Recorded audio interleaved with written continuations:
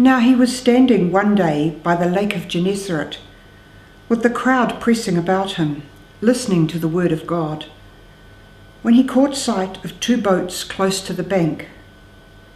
The fishermen had gone out of them and were washing their nets. He got into one of the boats, it was Simon's, and asked him to put out a little from the shore. Then he sat down and taught the crowds from the boat. When he'd finished speaking, he said to Simon, "Put out into deep water and pay out your nets for a catch." "Master," Simon replied, "we worked hard all night long and caught nothing. But if you say so, I'll pay out the nets." And when they had done this, they netted such a huge number of fish that their nets began to tear. So they signalled to their companions in the other boat to come and help them. When these came, they filled the 2 boats to sinking point. When Simon Peter saw this, he fell at the knees of Jesus, saying, "Leave me, Lord, I am a sinful man." For he and all his companions were completely overcome by the catch they'd made. So also were James and John, sons of Zebedee, who were Simon's partners. But Jesus said to Simon, "Do not be afraid. From now on it is people you will catch." Then bringing their boats back to the land, they left everything and followed him. Have you ever had one of those amazing moments when you suddenly feel called to do something because there's been an incident in your life which has just wowed you?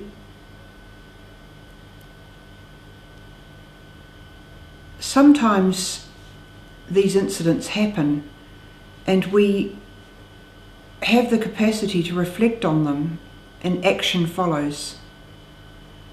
Other times the incidents happen, but we're so caught up in the busyness of our lives that we don't notice.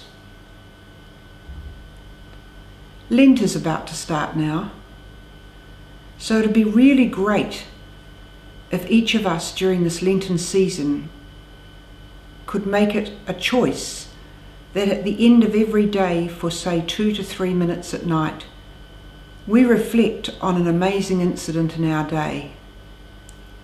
You might say to me, "Oh, come on, I don't have amazing incidents, I just go to work and I do this and this and this and this." But actually, some of those incidents at work, some of those things you're doing, if you take time to reflect, will probably turn out to be amazing.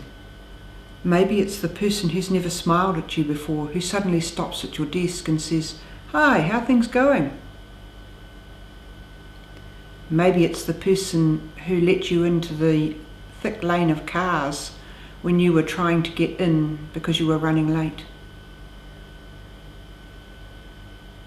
We need to reflect on how our lives are going and where Jesus enters them. Simon Peter let Jesus enter his life when he let down his nets again, even though he'd been fishing all night, and miraculous happenings followed. I wonder if we can let Jesus into our lives every single day this Lent. I reckon by Easter we'd be totally different people.